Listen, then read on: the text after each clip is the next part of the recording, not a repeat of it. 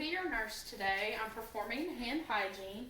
Can you tell me your name and date of birth? Stephen Burns, 12/17/04. Okay, great. So I've identified my patient with two means of identification, and I would raise the bed to a working height to begin my exam. And today I'm going to be performing a cardiovascular assessment, and I'm going to begin with a general assessment before I begin. I'm just going to ask you some questions and state some things.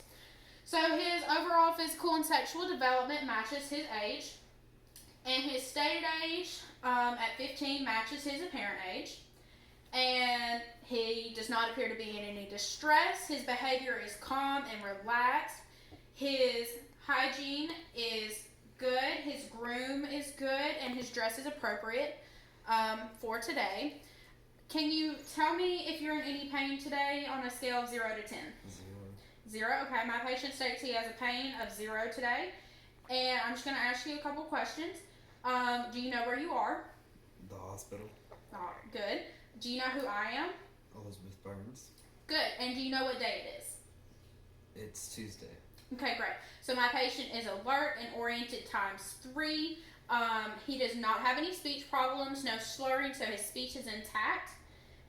His skin color overall is a light tan. It's even throughout, and I don't see any problems, rashes, lesions, or anything like that.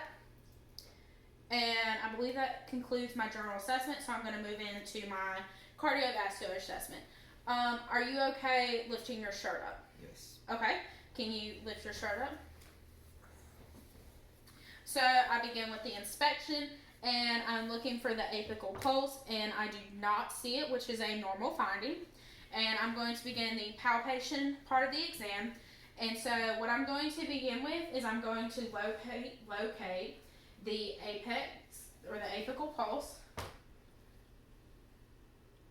And I've located it. It is on the sternal border, slightly to the left, in the 5th intercostal space. And so I've located that. I'm also going to palpate the apex. And then I'm going to palpate up the left sternal border. And then I'm going to end palpating the base. And I don't notice any thrills or heaves or vibrations as I'm moving up. And so what I'm going to do now is I'm going to palpate the different pulses of the body. So I'm going to begin with the carotid pulse, which are located in the neck, and I'm going to do those only one at a time. So for his right carotid pulse, it is 2+, and for his left carotid pulse, it is 2+. So now I'm going to move down the arms, and I'm going to do the brachial pulses. And they are 2+ and even bilaterally, and I'm going to do the radial pulses.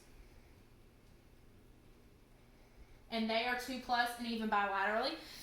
There is a femoral pulse. It is located on the thighs, on the inside beside the groin, so we are not going to do that today. So I'm going to move down to the popliteal pulse on the knee. Can you bend your knee? It is behind the knee, and it is 2+ in his left popliteal pulse.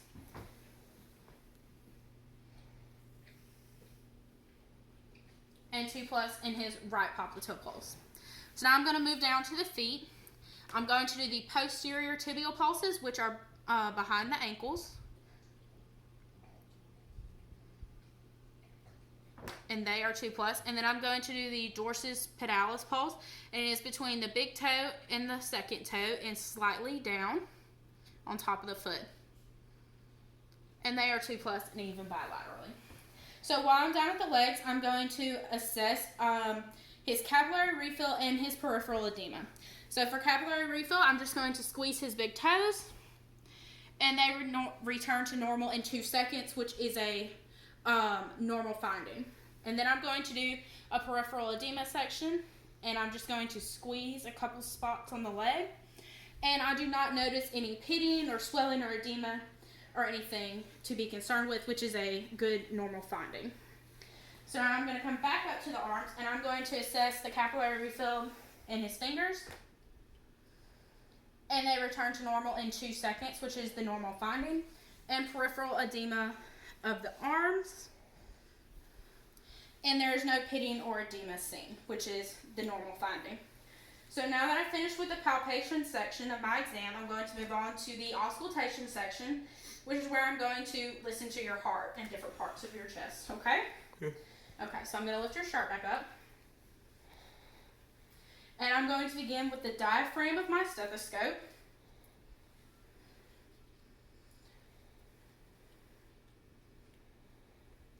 I'm going to start with the aortic, which is the second intercostal space on the right side.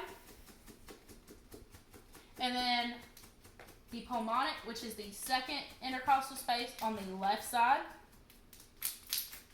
The Erb's point, which is the third intercostal space on the left side.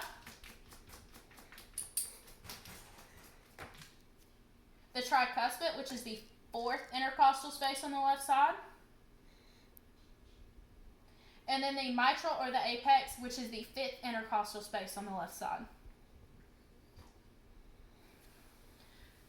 And my patient has a normal rate within the 60 to 100 beats per minute, and his rhythm is regular throughout. I would also note that S1 is heard the loudest at the apex, and S2 is heard the loudest at the base. So now I'm going to do the same thing with the bell of my stethoscope, and this is going to be listening for any murmurs or gallops or swishing or things like that. I need you to pick your shirt back up, please. Thank you.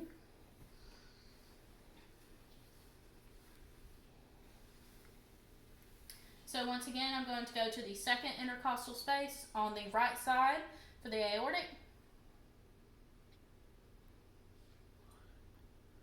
And then I'm going to go to the second intercostal space on the left side for the pulmonic. The third intercostal space on the left side for the Erb's point. The fourth intercostal space on the left side for the tricuspid. And then the fifth intercostal space on the left side for the mitral or the apex.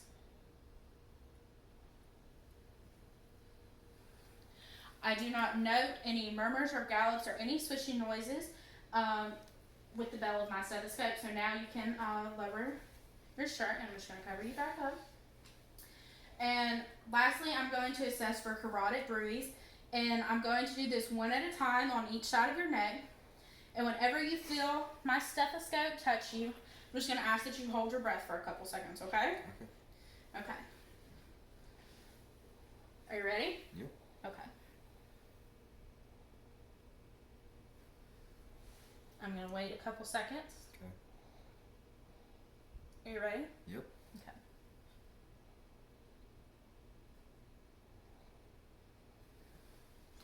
And I do not notice any bruise or swishing located in the carotid.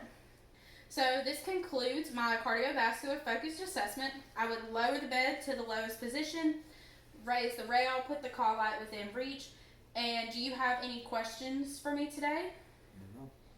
Okay, so thank you for your time today, and I will check on you during rounds. And I would hand hygiene and leave.